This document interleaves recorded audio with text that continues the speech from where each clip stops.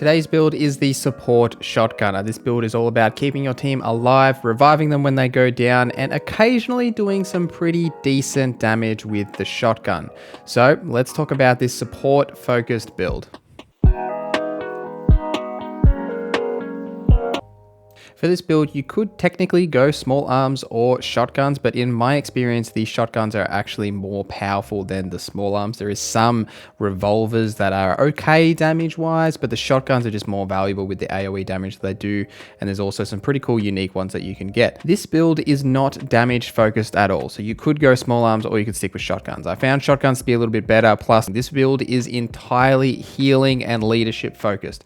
The main purpose of this build is to make sure everyone else is topped up, use Demoralize, use Rally, and keep everyone's AP and abilities high. There will be times when you won't need to heal, and the damage on the shotguns will be able to shine, especially if you can get in a good position and hit multiple targets with the AoE, or use the shotgun strike, which is actually really powerful. But the main crux of this build is mostly support focus and keeping everyone topped up and ready to go in the fight. So let's get into the attributes, skills, and perks. Starting with attributes as always, the main two in this build is Charisma and Intelligence. Coordination is also important as it is with every build, but you can pretty much leave it at 8 once you have the attribute points to make it up to 10. Once you've maxed out Intelligence and Charisma, please feel free to do so, but you really only need it at 8. The main ones you need is Intelligence maxed and Charisma maxed. For Intelligence, this is mainly for the critical heal chance and the critical heal bonus, but the critical chance damage is also valuable, but the main reasons is the critical heal. As I said, this is a support focused build. You can't go wrong with extra crit chance and crit damage, but we are mostly focusing on the critical side of this.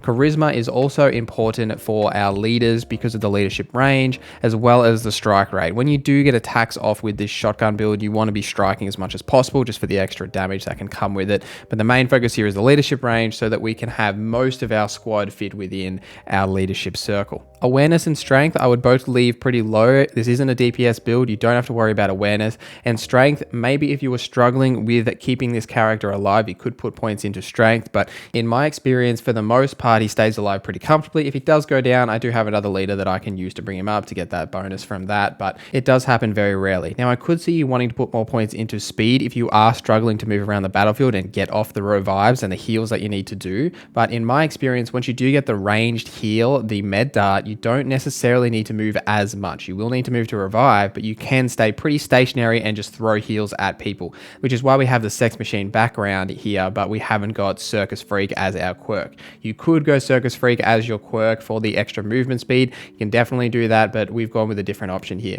Luck, I have put the few points into for the critical heal bonuses. I think there is some value in having a character that has a bit of luck and putting it on a character that is primarily based around support that isn't focused on DPS.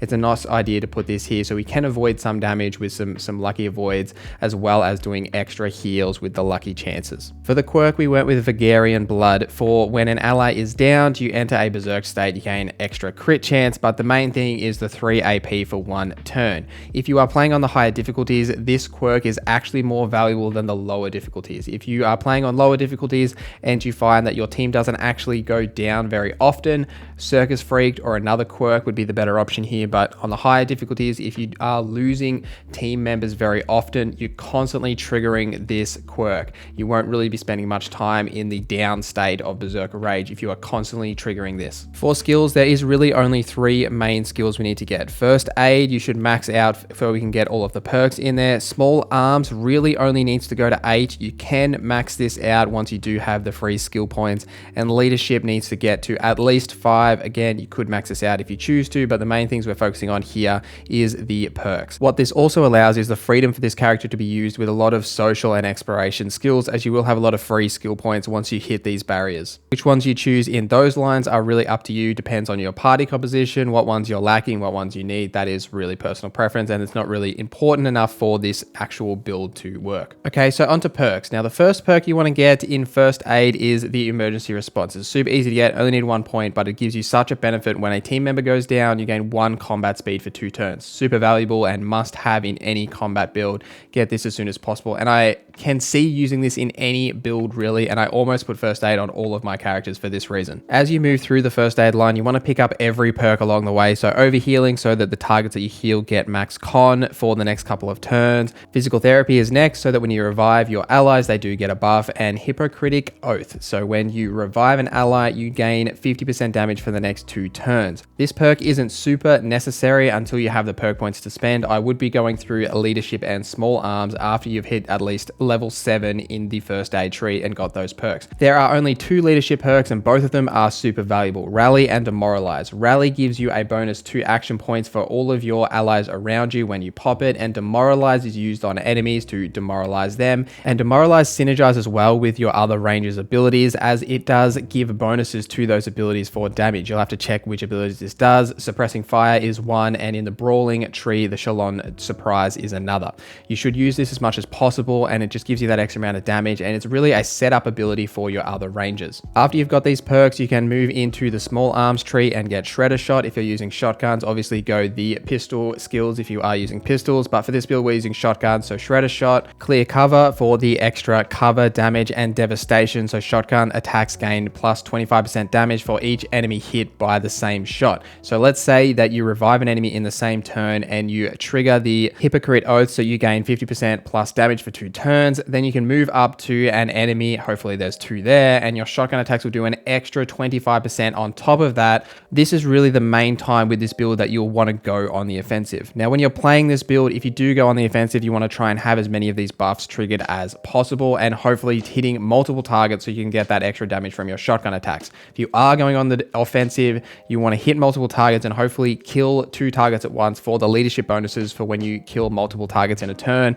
or killing boss enemies. The damage bonuses you get from these multi-kills and boss kills is super valuable to the rest of your party, but this is a support leader. It is a good idea to possibly have a kill leader that is focused on DPSing and killing enemies for those multi-kills and the damage bonuses you get from that, but this is a support variation for the leadership skill line. As soon as combat starts, you want to pop Rally to give your team extra AP, and then find a group of enemies to demoralize for the bonuses to your melee characters if you've got a brawler, or a big guns user if you've got one of those. After that, you need to focus on keeping your team topped up. So whether you're using med darts or first aid packs or whatever healing items you're using, you want to focus on keeping them alive.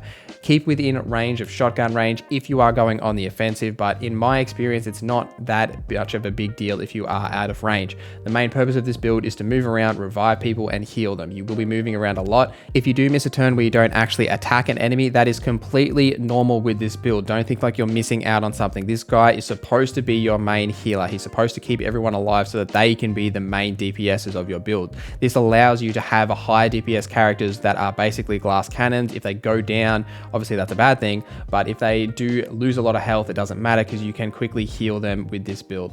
And that is our support shotgunner build. Let me know in the comments below what you think about the build, what you would change, or if there are any other builds that you would like to see, please let me know that in the comments as well. Please follow me on Twitter, Instagram, and on Twitch, where I stream 3 days a week, Tuesday, Thursday, and Sunday, Australian night times. Hope to see you guys there in the next stream.